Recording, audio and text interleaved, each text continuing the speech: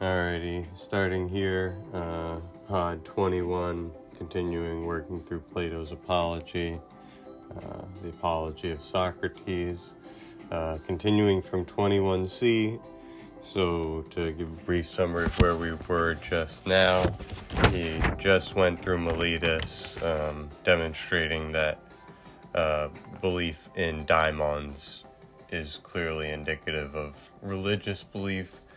More generally speaking, that therefore the charges against him for being impious on the charge of being an outright atheist is a nonsensical charge, this, that, and the other. So, with that context and with his sort of commentary on his military service, his lack of knowledge with respect to what happens after death, whether or not death may be the greatest of all goods, but people fear it, which is blameworthy ignorance, thinking one knows what one doesn't know.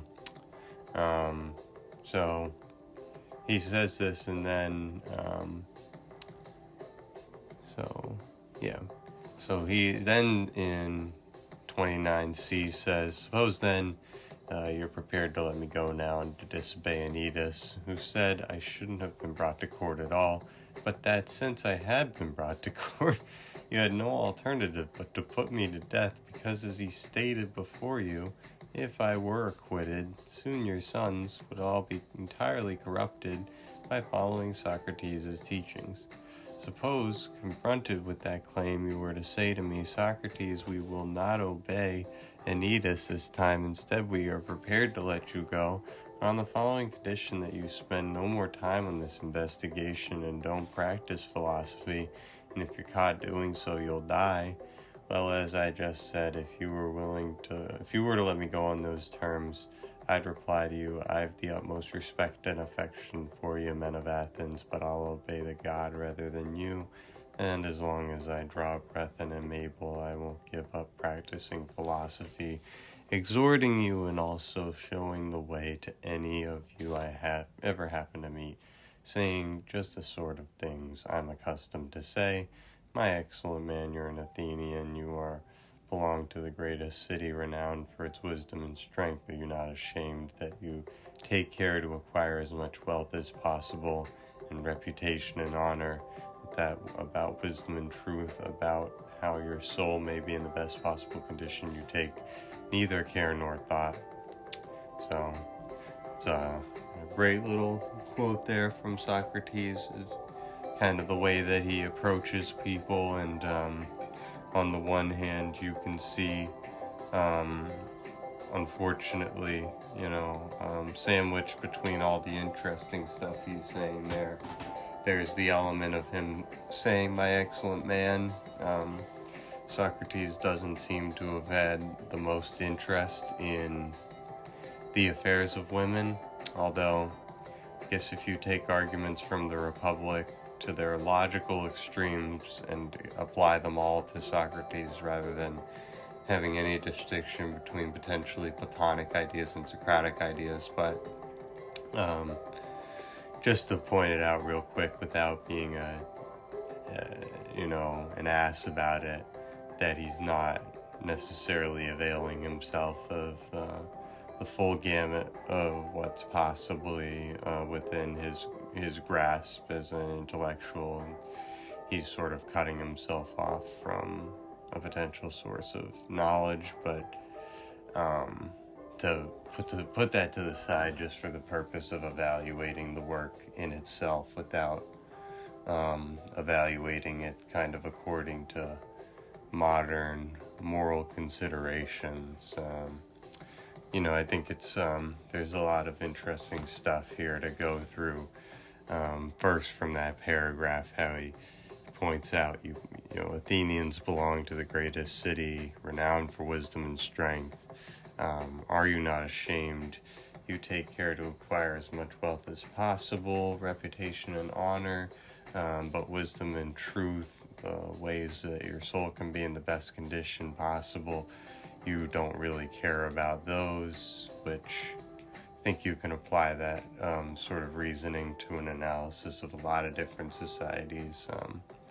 Perhaps it helps for the society to have reached a certain level of sophistication, such as classical Athens, modern America, etc. But maybe it's also a broader thing where people in general seem to renown acquiring wealth, reputation, and honor over that of wisdom and truth, or putting their soul in the best possible condition. But then to continue, Socrates says, "Then if one of you disagrees, says that he does care, I won't let him go away immediately, but I'll question, examine, and test him, and if he doesn't seem to me to possess virtue, though he claims he does, I'll reproach him, saying that he treats the most important things as having the least value and inferior ones as having more. This I will do for anyone I meet, young or old, alien or fellow citizen, but especially for you, my fellow citizens, since you're closer kin to me. This, you may be sure, is what the God orders me to do, and I believe that no greater good for you has ever come about in the city than my service to God. You see, I do nothing else except go around trying to persuade you, both young and old alike, not to care about your bodies or your money as intensely as about how your soul may be in the best possible condition. I say, it's not from wealth that virtue comes, but from virtue comes money, and all other things that are good for human beings, both in private and in public life. Now, if by saying this I'm corrupting the young, this is what you would have to think to be harmful. But if anyone claims I say something other than this, he's talking nonsense. In that light, I want to say, men of Athens, that you should obey Anytus or not, and let me go or not, knowing that I wouldn't act in any other way, not even if I were to die many times over."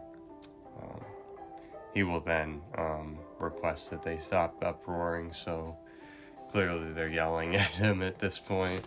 But they go back to something he said a couple paragraphs ago. He points out that Anytus, who again is there on behalf of the politicians and the artisans, and he's seemingly in a strange position where he says Socrates shouldn't have been brought to court at all. So, then what the hell are you prosecuting him for? But again, because he'd been brought to court, no alternative but to put him to death, which again, from a modern perspective, that looks very strange. I don't even know if from the Athenian perspective you would view that as strange. It's like, oof, really? You need so badly to put Socrates to death? Have you considered how this situation may be similar to other situations during the Peloponnesian War, where the Athenians voted to massacre people and then realized the error of their ways? I think it was Miletus or wherever, where they voted to put a whole city to the sword, and then voted not to do it, had to send like a faster boat after the other boats to catch them and relay the message. So a lot of context there, but again, why would you bring somebody to court and put them to death if you don't think they should be brought to court? But again, Socrates is telling them, number one, he has more, he has affection for the people of Athens, but he has more respect for his devotion to the god there, and his sort of divine mission. Therefore, he's not gonna succumb to peer pressure, essentially, in terms of giving up philosophy. And he's pointing out, he's like, everybody else tells you to look out for all these things, how to become, strong and wealthy and get reputation and honor. Not a lot of people focus on wisdom and truth. for the best condition possible for your soul and how to achieve that. And Socrates is basically saying that virtue comes from,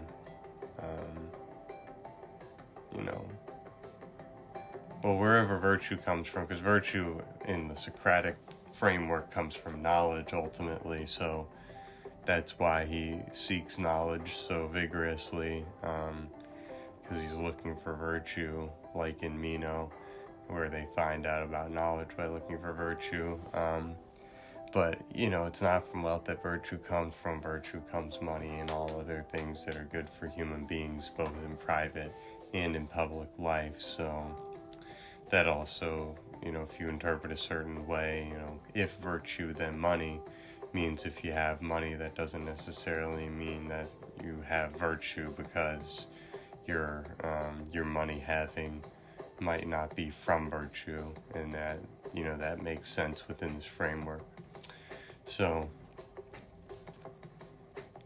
Socrates says this, and says that, or kind of ironically points out that Anytus has recommended that Socrates be let go, which again, why do the wishy-washy move of prosecuting somebody you don't think should be prosecuted, wanting to put to death somebody you don't think should be prosecuted?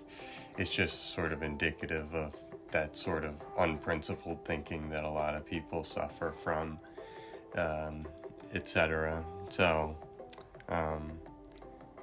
then, Socrates says, don't create an uproar, men of Athens. Instead, please abide by my request, not to create an uproar at what I say, but to listen, or I think it will profit you to listen. You see, I'm certainly going to say some further things to you at which you may perhaps exclaim, but by no means do so. So, hey, that may be him putting on the irony mask again of like, I think it will profit you to listen, abide my request, don't create an uproar, listen, basically being like, hey children, how about you sit there quietly and be quiet and listen, because clearly if you're talking you're not listening, sort of thing.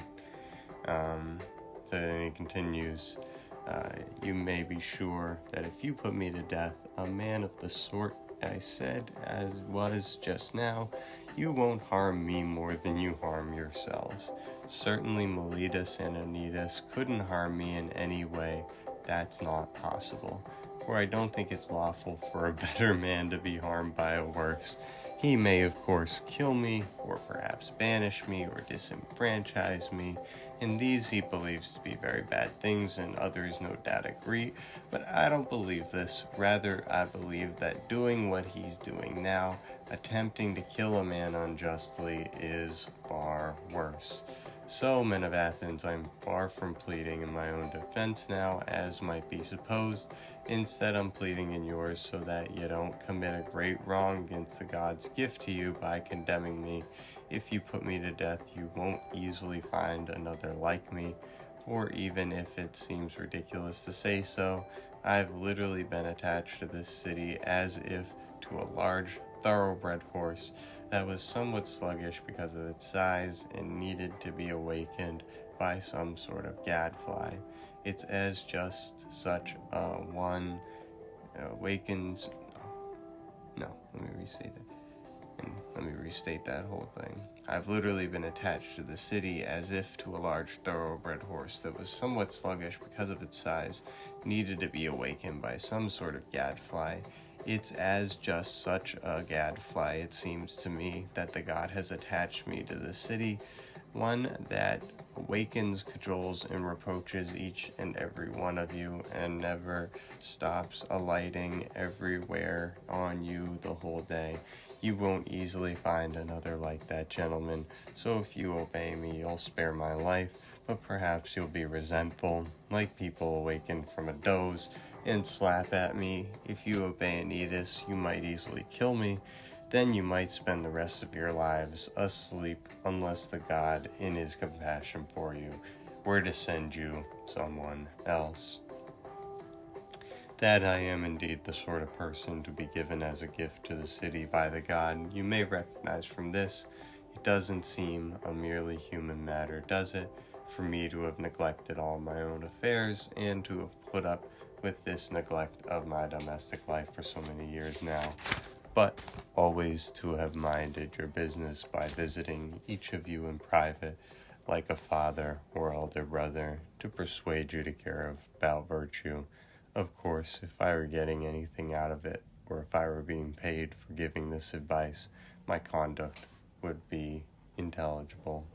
But as it is, you can plainly see for yourselves that my accusers, who so shamelessly accused me of everything else, couldn't bring themselves to be so utterly shameless as to call a witness to say that I ever once accepted or asked for payment.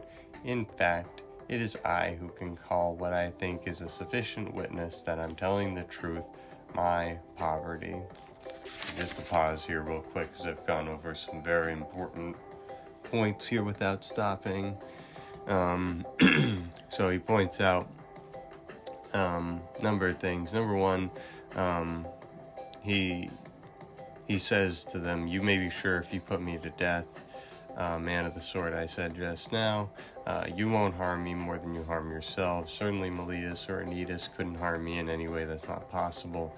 So he's taking off the irony mask and seemingly being very serious here and accusatory when he says, "I don't think it's lawful for a better man to be harmed by a worse.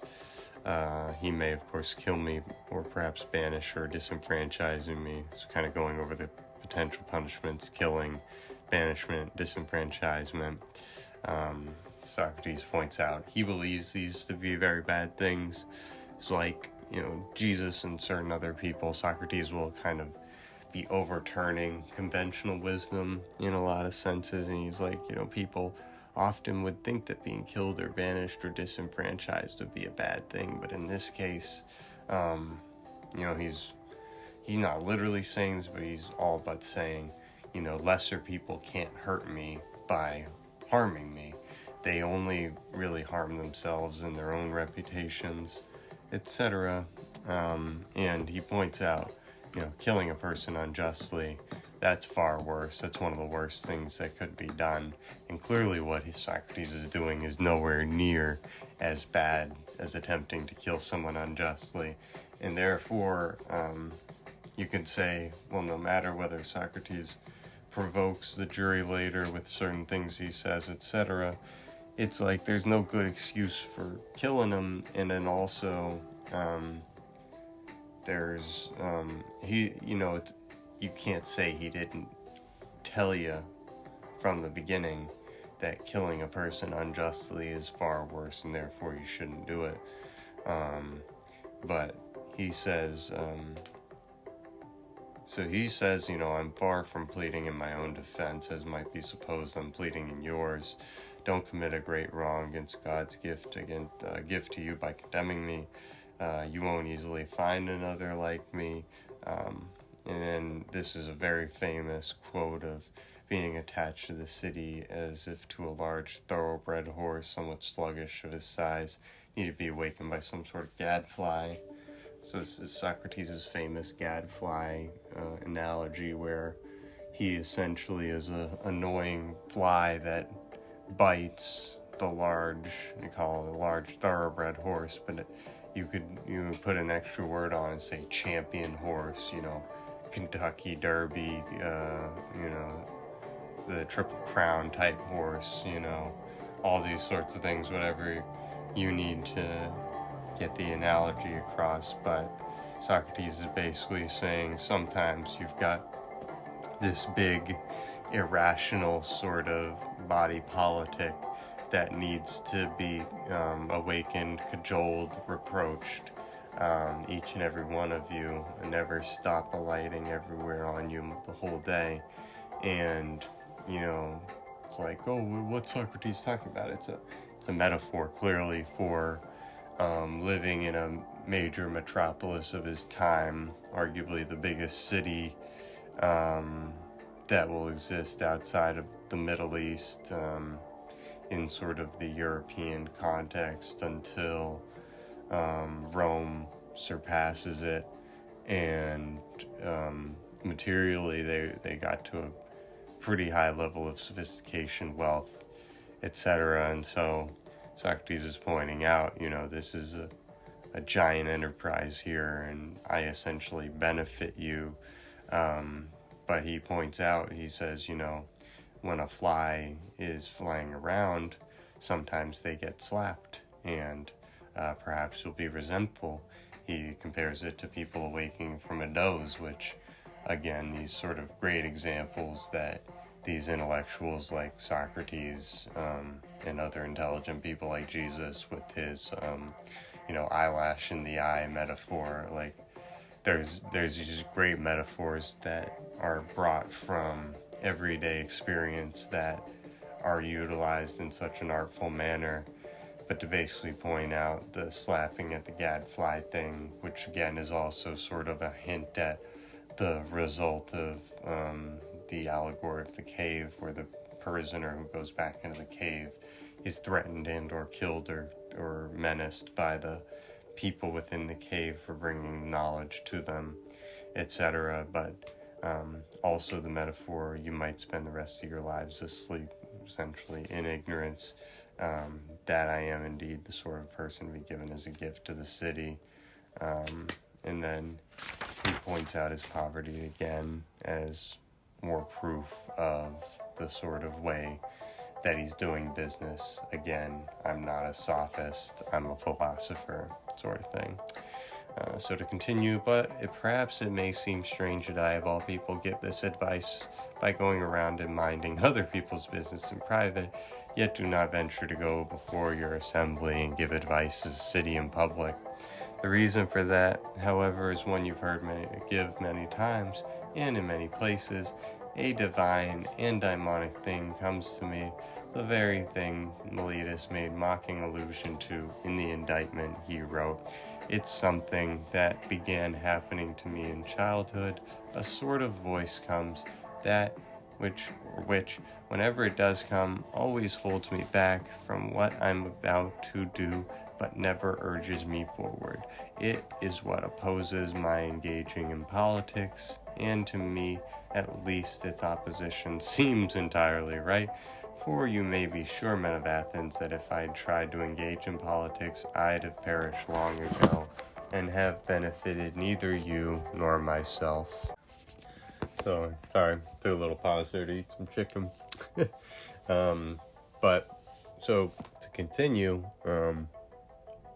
this paragraph here is important.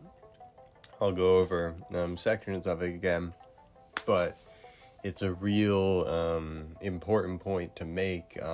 It's kind of an example of what teachers in school wish they were alluding to when they talk about mentioning the opposing argument, making it as strong as possible, which again, kind of the exact opposite of the thing he's allegedly being indicted for, which is making the weaker argument the stronger.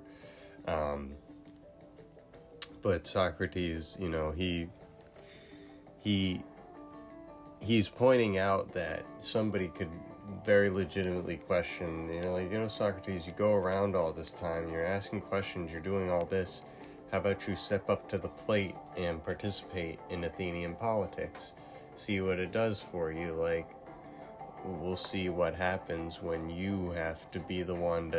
It's like the person who has all the answers because they never have to take the test, or they know everything because they're not the man in the arena. And so it's like, hey, Socrates, why aren't you the man in the arena? This is a democracy. You're a citizen. You have voting rights. You're part of a tribe, You may not be the richest person. You're probably not going to be that well regarded. And Socrates will go through why he doesn't. But there's a good argument to be made that it's essentially an excuse. It's a bad excuse. It's not good enough. And frankly, it's a mark against him that he wasn't more involved in the politics of his society, because, there's an argument to be made that you essentially can't complain about something that you didn't work to fix. Now, was it within his power to fix? Are there societal issues more deeply sown at the roots of society, generally speaking, that basically he will say it's not compatible for somebody like me to participate in processes like that, etc. But I'm just saying you can make a good argument that this particular daimonic activity sort of illusion is, if anything, you could say, hey Socrates, how do you know the difference between that and just being too nervous to go into the assembly and put it on the line? Are you afraid? What's wrong with you? Like, you're claiming daimonic activity. The only problem with doing that, just like every other religious person out there, is kind of the prove it problem. You say this, that, and the other. You believe you experienced X, Y, Z. How do you communicate that to another person experiencing something in a different part of space and time from you that therefore doesn't occupy your mind and can't experience and understand the exact same things that you experience and understand? So, again, whether or not you are less charitable to him, think he's being ironic, he's really putting it on here, and that would arguably be kind of nasty for him to be, making this up. So I think that's a big thing to say, and not my position as far as Socrates is concerned, but certainly something I can see somebody making an argument for. But then to go over what he said of why he doesn't give advice to the city in public before the assembly, and he says that he's told people many times, so he's saying, I'm on record about this. Maybe it's alluded to in the clouds. I don't know if we even have the whole play of that, but Socrates says, a divine and daimonic thing comes to me. Letus makes a mocking allusion to in the indictment. Began happening to me in childhood. So again, and he says a sort of voice comes to, and that's an important detail. We're going to linger on that for a second, but to say a few things. Number one, this is where if you were wondering why I seemingly called Socrates autistic like 555 times in my previous podcast, and you're wondering, hey, that's not very inclusive, that's not very in the spirit of inclusion, that's not very charitable, that's kind of nasty to even be calling it out there. The reason why you have to view it as a possibility is he seems like he was mantic, as Euthyphro pointed out, and having a divine sign, prophetic visions, and these things, whether you're talking about this, whether you're talking about Muhammad, whether you're talking about any of these other figures, arguably, Jesus or John, any of these figures you can, or St. Paul in particular is another one. It's like you can point to them and say, well, some of these behaviors are explicable via epileptic activity and its results, essentially, because again, a divine and daimonic thing, which, as he points out, he says a sort of voice comes, which, whenever it does come, always holds me back from what I'm about to do, but never urges me forward. It is what imposes my engaging in politics. So this is again where you could sort of chew on that and say, Socrates, is that not just your sort of ego or your conscience or your sense of self causing you to pause at a moment of weakness or lack of certainty, etc.? Does this really imply prophetic visions, ability to, be marked by Apollo, all these sort of things? That's tough to say and potentially tough to argue. But again, you want to be charitable enough to consider it as possible that Socrates heard a voice, and whether the voice said something more articulate, whether the voice is simply like a form of negation vocalized, where whatever the word for it in ancient Greek is, Socrates is essentially approaching a situation and the voice says, no, don't do it. But we'll go through, because there's more examples that he goes through to explicate what he's talking about when he talks about a sort of voice comes, holds me back, never urges me forward. So again, it's not a positive message bearing thing, so it's not prophetic, although it's arguably it's a form of sign interpretation, etc. But he says it's what imposes my engaging in politics. So again, that's where you can sort of question that and say, is that really what opposes your engaging in politics, Socrates, or are you essentially too self-conscious to swallow your embarrassment and do it? Your opinions are welcome on the matter, but he asserts, he says, you may be sure, men of Athens, if I had tried to engage in politics, I'd have perished long ago and benefited neither you nor myself. And you can say, how do you know, Socrates? You're assuming a lot of things.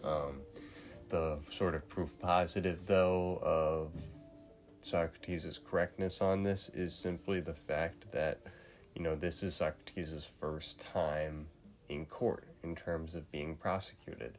And, the first time that they ever had a chance to treat of him in public, they convict him and sentence him to death. So, he's saying, you could interpret him as being the crazy person, being like, if they went into politics, they'd blow my head off for sure, bro. Like, of course they would. That's how the Illuminati works. But, in order to be a little more serious about it, you have to kind of take the full thing of what Socrates is saying here as reported by Plato. So, continue, 31e. Please don't resent me if I tell you the truth. Fact is that no man will be spared by you or by any other multitude of people if he genuinely opposes a lot of unjust and unlawful actions and tries to prevent them from happening in the city. On the contrary, anyone who really fights for what's just, if indeed he's going to survive for even a short time, must act privately, not publicly. I'll present substantial evidence of that, not words, but what you value, deeds. Listen then to what happened to me, so you may see that fear of death wouldn't lead me to submit to a single person contrary to what's just, not even if I were to perish at once for not submitting. The things I tell you are of a vulgar sort, commonly heard in the law courts, but they're true nonetheless.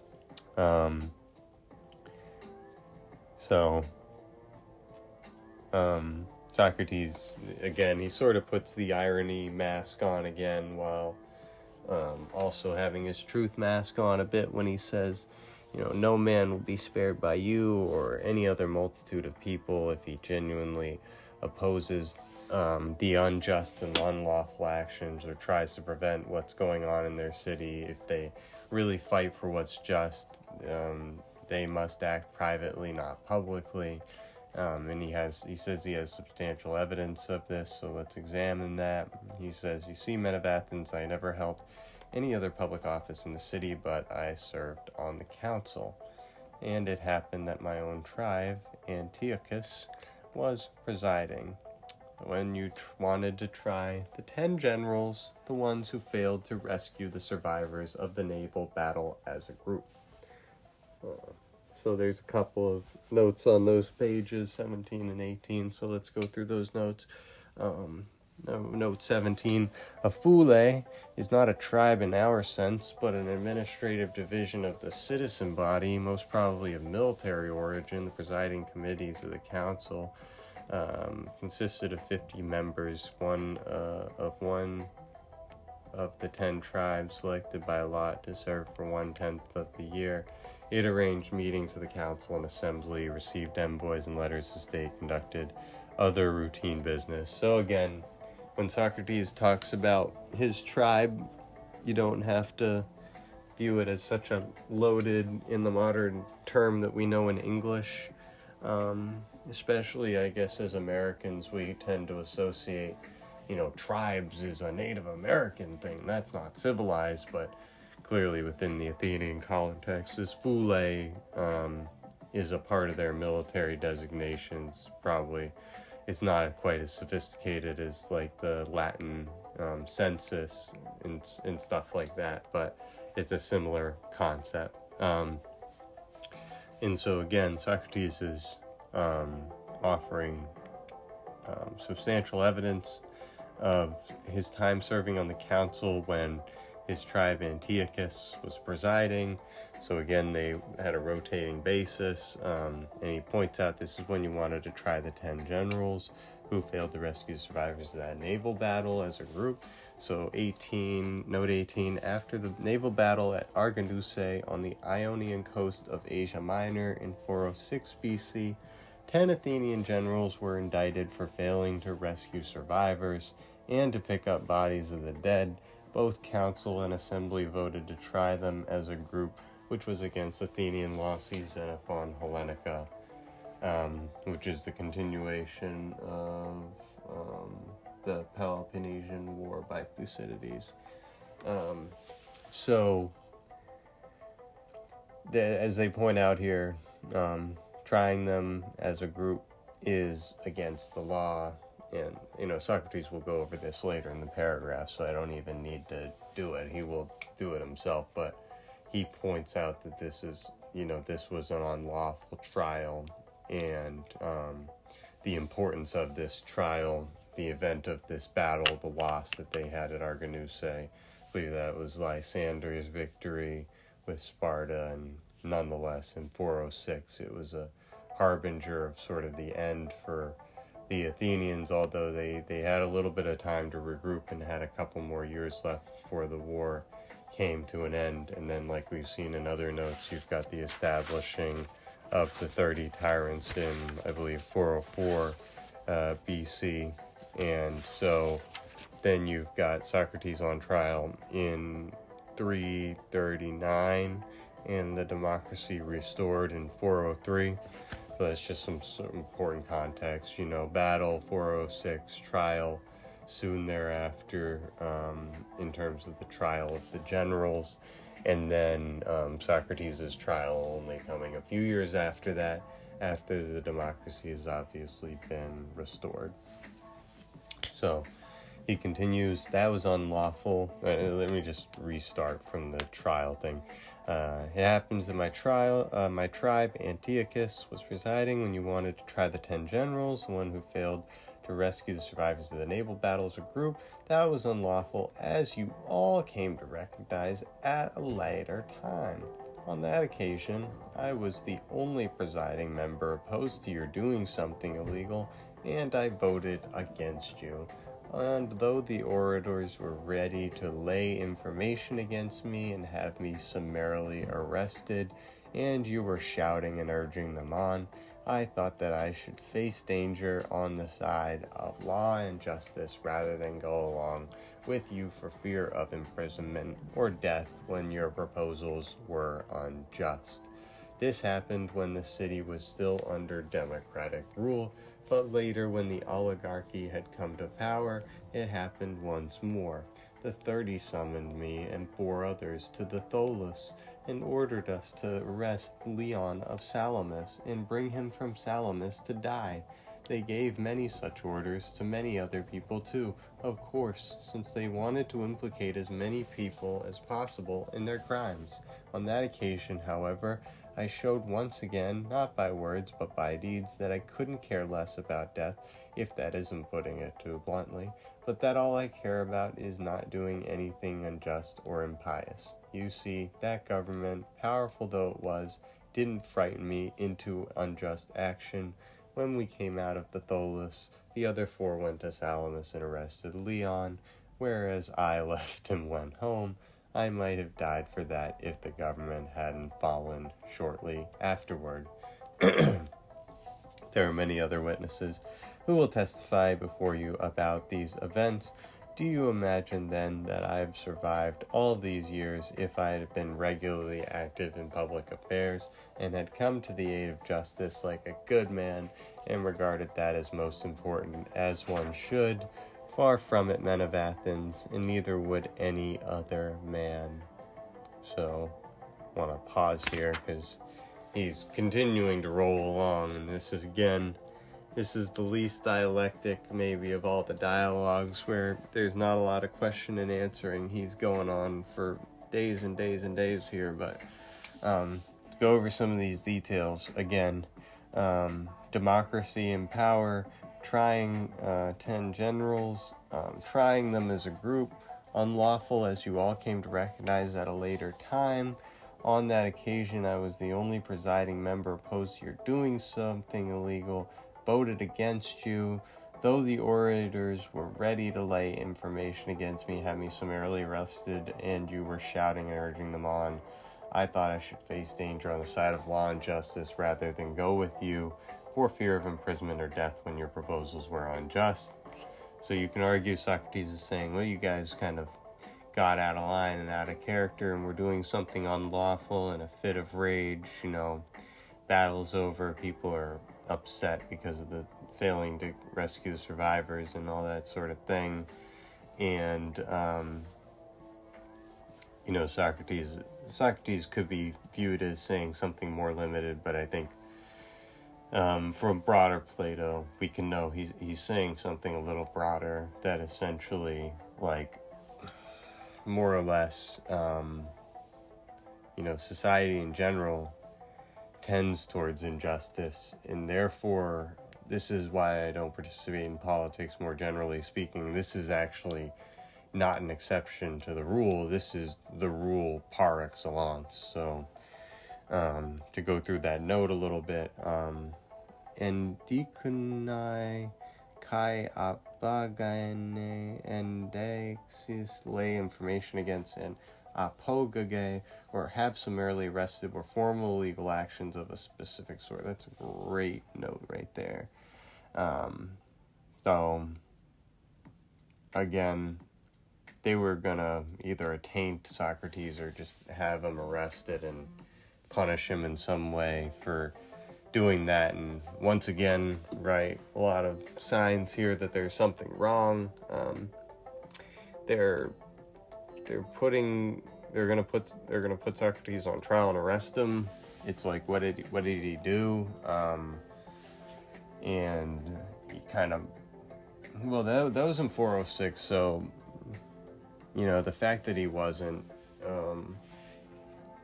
in danger at all. I'm saying I don't know how much danger he was actually in, whether he's exaggerating a bit there. But then to go through note 20 about the 30 of Athens. So after Athens was defeated by Sparta in 404 BC, democratic government placed by brutal oligarchy, the 30 tyrants survived barely 8 months, executed some 1,500 people. Many more went to exile or to escape. 2 members of the 30, Critias and Charmides, were relatives of Plato and appear as Socratic interlocutors in the dialogues named after them. Socrates' association with them is often thought to have been one of the things that led to his indictment. So this is a great note, because great little bit of history here. The 30 tyrants, which was basically led by Critias and a few other people, and they were imposed on the city of Athens basically by Sparta to replace their democracy with an oligarchy, kind of in the similar sense of how the Athenians and Spartans would tend to do with defeated enemies after colonizing missions, but kind of an attempt by Sparta to try and keep Athens under control. Clearly, though, the restoration of the democracy, whether or not they were able to rebuild the walls around the seaport of the Piraeus and whatnot, there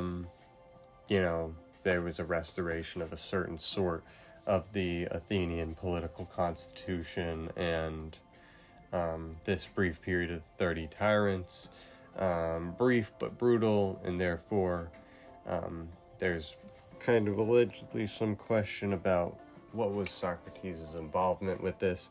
And then again, Socrates saying, when the democracy is in power, you guys are putting people on trial unjustly. When the 30 are in power, they want me to go get Leon from Salamis. And just in context, Salamis is an island just to the west of the Piraeus, so right off the coast of the port of Athens, which is, I think, the largest port in all of Greece. So when it says it's like you need to go to Salamis, it's not a long journey. I don't know how long it's gonna take them, but not very long. And that's why the other 4 people, they go bring them to Salamis to die, and Socrates shows. So this is again where you can sort of question. He says himself, I showed once again, not by words, by deeds, that I care or couldn't care less about death, if that isn't putting it too bluntly, but that all I care about is not doing anything unjust or impious. So strictly on what he's saying here, it's hard to question him. He's not saying he did the right thing. He's saying I didn't do the wrong thing, and that's an important distinction to make. And again, he's worried about doing unjust things, and so he doesn't want to participate in this thing with Leon, and he might have died for it if the government hadn't fallen shortly thereafter. But that government falls in 404 after 8 months, and then 403 the democracy's back in power, and then basically 4 years later, Socrates is then on trial in 399, and then they put him to death. So just some context, this is what puts color to Socrates' arguing. Do you imagine then that I'd survived all these years if I had been regularly active in public affairs, come to the aid of justice like a good man, regard that as most important as one should? Far from it, men of Athens, neither would any other man. So this is sort of a hint at the sort of Platonic view, seemingly echoing Socrates, though, that essentially all societies are unjust, and it's only different forms of injustice, essentially, and therefore any man who seeks justice won't be able to pursue politics unless it was in some sort of society like described in Republic, where it's under a specific set of conditions, etc. And this is arguably similar to sort of Augustine's sort of city of God sort of concepts, etc., etc., etc. So Socrates says, throughout my entire life, in any public activities I may have engaged in, it was evident I was the sort of person, and in private life I was the same, who never agreed to anything with anyone contrary to justice, whether with others or with those whom my slanderers say are my students. In fact, I've never been anyone's teacher at any time, but if anyone, whether young or old, wanted to listen to me while I was talking or performing my own task, I never begrudge that to him, neither do I engage in conversation only when I receive a fee and not when I don't. Rather, I offer myself for questioning to rich and poor alike, or if someone prefers, he may listen to me and answer my questions. And if any one of these has turned out well, or did not do so, I can't justly be held responsible, since I never at any time promised any of them that they learn anything from me or that I teach them. And if anyone says that he learned something from me or heard something in private that all the others didn't also hear, you may be sure that he isn't telling the truth. I want to go over some of that again, because again, he's drawing this distinction between himself and the sophists. He points out a good man would come to justice, but I'm not able to do so. Otherwise, I'd be regularly active in politics. But just go over his daimonic activity really quickly, because I should have said this. So number one, his actions under the democracy in terms of voting against the unlawful trial thing, arguably much more courageous than what he does under the 30 Tyrants, where it's more of an affirmative action where he tries to do something in the court case where he votes against something, as opposed to just Eric Cartman style taking his ball and going home after being told to go get Leon, because as Socrates points out, they didn't need Leon to, or they didn't need me to arrest Leon. They just wanted to implicate me, and so, they went and got him, and, I would have died if the government hadn't fallen because I didn't participate. But that's arguably not the most courageous thing. You might honestly expect Socrates to do something different. But again, I guess that's the sort of placing epistemic ignorance at a slightly higher level than certain other of the ideologies, and saying, Socrates' fundamental thing is, I know I don't know, therefore I don't know if this is the right thing, but I certainly, I don't know what the right thing is, but I certainly know this isn't the right thing, so I'm not going to participate in it, but I'm not going to say what the right thing is to do necessarily. It's just, it's an interesting sort of dilemma of how to interpret what Socrates is saying here. But again, he's indicating this later Platonic idea that will be expressed in sort of the seventh letter and other things. Basically, all societies are corrupt, most people are corrupt, etc., and therefore engaging in politics in those societies really is a matter of sophistry and prioritizing the world of appearance over the world of forms, and all these sorts of things that Socrates just doesn't approve of. So, but he points out, he says, I've never really refused anybody of my service as far as my sort of gadfly sort of conversations, and I also never promised anybody that they learn anything from me. So I don't understand why people are essentially getting so upset with me. And then he goes on to say, why then, you may ask, do some people enjoy spending so much time with me? You've heard the answer, men of Athens. I told you the whole truth, that it's because they enjoy listening to people being examined who think they're wise but aren't, for it's not unpleasant. In my case, however, it's something. You may take it from me. I've been ordered to do by the god, in both oracles and dreams, and in every other way that divine providence ever ordered man to do anything at all. All these things, men of Athens, are both true and easily tested. I mean, if I really do corrupt the young, or have corrupted them in the past, surely if any of them had recognized when they became older that I had given them bad advice at some point in their youth, they'd now have come forward themselves to accuse me or seek redress.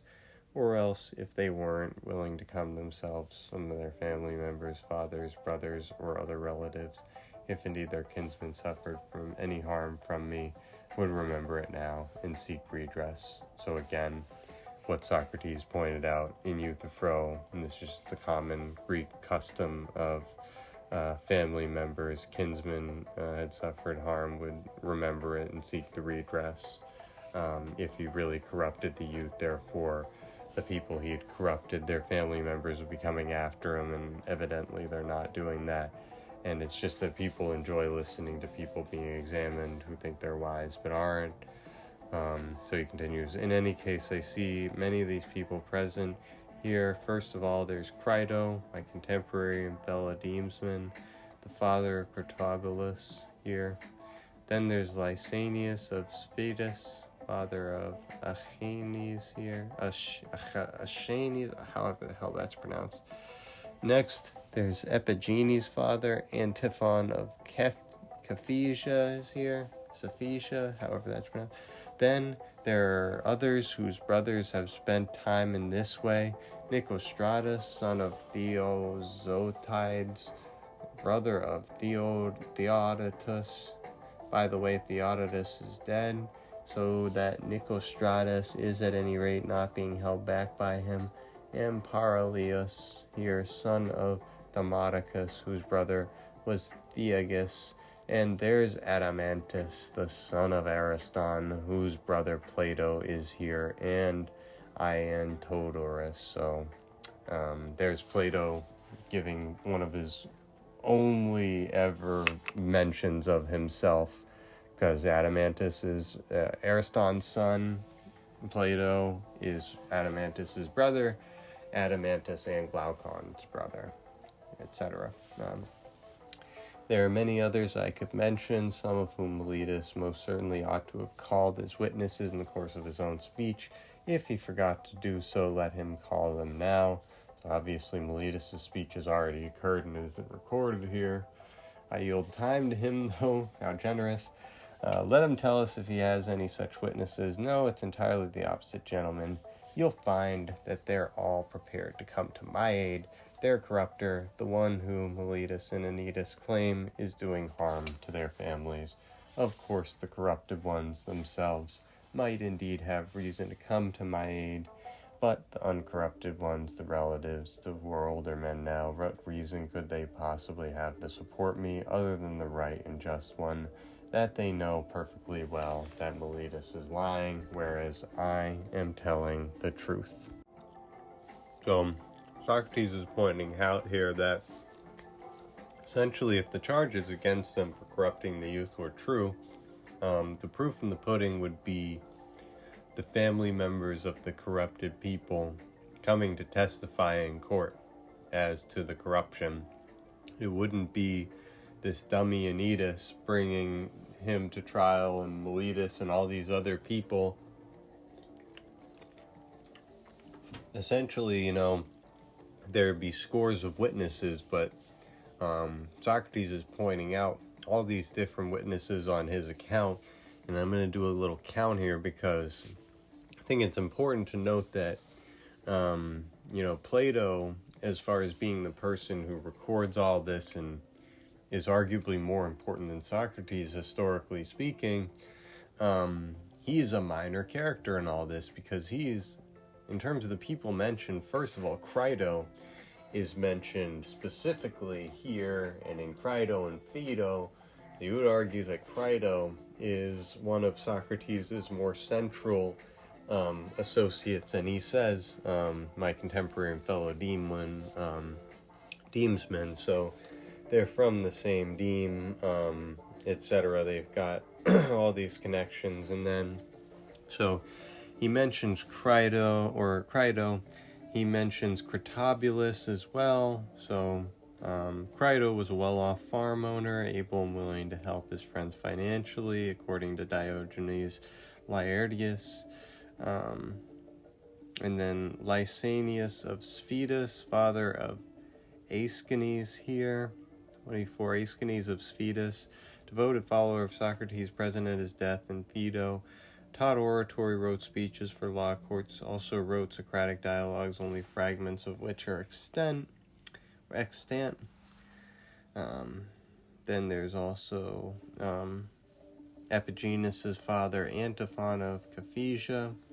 Epigenes was present at Socrates' death, was a member of his circle, Xenophon, Memorabilia. Nicostratus, son of Theozotides, brother of Theodotus, who was dead. Paralius, son of Demodocus. And then Adeimantus, whose brother Plato is here. So, just to count it, number 1, 2, 3, 4, 5, 6. So it's like the 6th or 7th group of people that are mentioned by Plato, or Socrates here, includes Plato. So again, Plato is present, and he's not overemphasizing his own importance, but clearly this is the perspective from which, he remembers all these events to be recording them in the future. So, also important to note, Socrates does some interesting rhetorical things. Among other things, he points out how stupid Meletus is, while Plato has not actually related the actual giving of the charges by Meletus, so slightly unfair. But then, Socrates sort of cheaply says, well, if you want to, I'll yield time to you now, knowing he's not going to take advantage of it, etc. So, that's just to point out. But like Socrates said, and this is him sort of taking off the mask again. They know perfectly well that Meletus is lying, whereas I'm telling the truth. So then he says, well then, gentlemen, those and perhaps other similar things are pretty much all I have to say in my own defense, but perhaps one of you might be resentful when he recalls his own behavior. Perhaps when he was contesting even a lesser charge than this charge, he positively entreated the jurors with copious tears, bringing forward his children and many other relatives and friends as well in order to arouse as much pity as possible. And then he finds that I'll do none of these things, not even when I'm facing what might be considered to be the ultimate danger. Perhaps someone with these thoughts might feel more willful where I'm concerned and made angry by these very same thoughts cast his vote in anger. Well, if there's somebody like that among you, of course I don't expect there to be, but if there is, I think it's appropriate for me to answer him as followed. I do indeed have my relatives, my excellent man, as Homer puts it, which is a quote from Odyssey, book 19, line 163. I too wasn't born from oak or from rock, but from human parents. And so I do have relatives, sons too, men of Athens, 3 of them, 1 already a young man, while 2 here are still children. Nevertheless, I won't bring any of them forward here and then entreat you to vote for my acquittal. Why, you may ask, will I do none of these things? Not because I'm willful men of Athens or want to dishonor you. Whether I'm boldly facing death or not is a separate story. The point has to do with reputation, yours and mine, and that of the entire city. It doesn't seem noble to me to do any of these things, especially at my age and with my reputation. For whether truly or falsely, it's firmly believed in any case that Socrates is superior to the majority of people in some way. Therefore, if those of you who are believed to be superior either in wisdom or courage or any other virtue, whatever, behave like that, it would be shameful. So, to put something on the table here, Socrates is identifying a form of a logical fallacy, which is the plea to pity, essentially, where you bring forward your children, your trials and your tribulations, and you say, have pity on me, or try to arouse as much pity as possible. And he basically says, I'm not doing that. And then he points out, he's like, and some of you might be mad about that, but if you're a good person, you won't. Basically, we all know there's going to be people who are going to do that. And so Socrates is pointing out, like, hey, you that is going to do that, dirtbag, you're a dirtbag. But anyway, he quotes Homer for some reason, saying I wasn't born from oak or from rock, but from human parents. So again, that's sort of an unnecessary quote, but again, it's a society he participates in. Who's going to begrudge him his quoting? But he quotes this basically saying, I've got children too, and I'm not going to bring them forward for a pity party, because the point has to do with reputation, yours and mine, and that of the entire city. Doesn't seem noble to me to do these things with my reputation, all these sorts of things. I've often seen people of this sort when they're on trial. They're thought to be someone, yet they do astonishing things, as if they imagine they'd suffer something terrible if they died and would be immortal if only it didn't kill them. People like that seem to me to bring shame to the city, that any foreigner might well suppose that those among the Athenians who are superior in virtue, the ones they select from among themselves for political offices and other positions of honor, are no better than Jesus. That is misogynistic. I am sorry about that.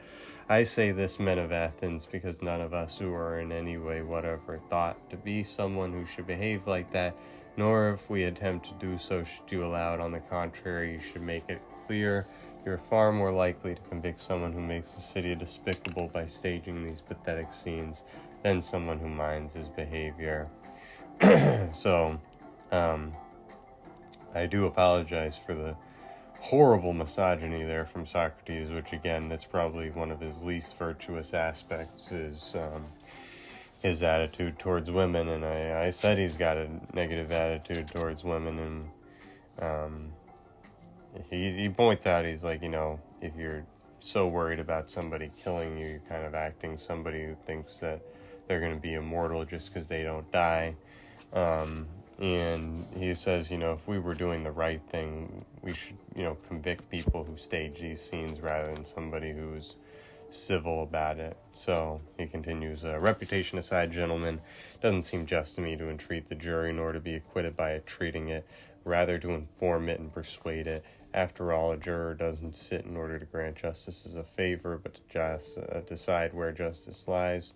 And he has sworn an oath not that he'll favor whomever he pleases, but that he'll judge according to the law. We shouldn't accustom you to breaking your oath then, nor should you become accustomed to doing so. Neither of us would be doing something holy if we did. Hence, don't expect me, men of Athens, to act towards you in ways I consider to be neither noble, nor just, nor pious, most especially by Zeus when I am being prosecuted for impiety by Meletus here. You see, if I tried to persuade and to force you by entreaties, after you've sworn an oath, I clearly would be teaching you not to believe in the existence of gods, and my defense would literally convict me of not acknowledging gods. That's far from being the case. I do acknowledge the men of Athens, as none of my accusers does. I turn it over to you and to the God to judge me in whatever way will be best for me and for yourselves. So there's a little coda here in the book just to show that that's the end of his initial defense. So we've arrived at taking a few podcasts to get here, but I think one of the great quotes in Platonic philosophy, it doesn't seem just to me to entreat the jury nor to be acquitted by entreating it, rather to inform it and persuade it. So I have a note here, 35C, inform and persuade, the Socratic method. And he points out, the juror, even though we know sometimes jurors will just vote to favor whoever they please, but that's not actually what a juror does qua juror behavior. That's actually aberrant behavior to do that sort of thing. And so, that's Socrates' defense for himself. And we've gone over a lot of the details, so I don't want to beat a dead horse here. We're going to keep going in the next one, and I already gone for a good bit here, but just to show again, at this point, he's well aware of sort of his age, his reputation. He has an idea in his mind of things that he doesn't want to do. He doesn't want to dishonor himself. He doesn't want to act a fool. He doesn't want to start a pity party. He doesn't want to do any of these things. No crying, no this, no that. And he wants the jury to do well. And again, I think this is sort of the irony debate. Once again, is such a useful sort of method of analyzing it, but it's like, does Socrates really believe that the jury is going to take things seriously, and then he's going to essentially be surprised by what happens next? Because he will say he's not resentful at the outcome, because, spoiler alert, they vote to convict him. But anyway, next time we will get into his conviction more, because that's interesting to talk about. So that's starting at 36, and that's going to be for Pod 22. So yeah, we're going to pause here and pick up again at 36, and then 36 is going to be going from 36 through to 42 to finish off. So I would anticipate we're probably going to do one section next time on, we're going to do the next section just on, we may not be able to break this up because he is talking about death again, and he's going to get more into the details that I sort of mentioned the last time he talked about it, but I think that's enough for this time, so I'm going to pause here. So that's it for Pod 21, so thanks.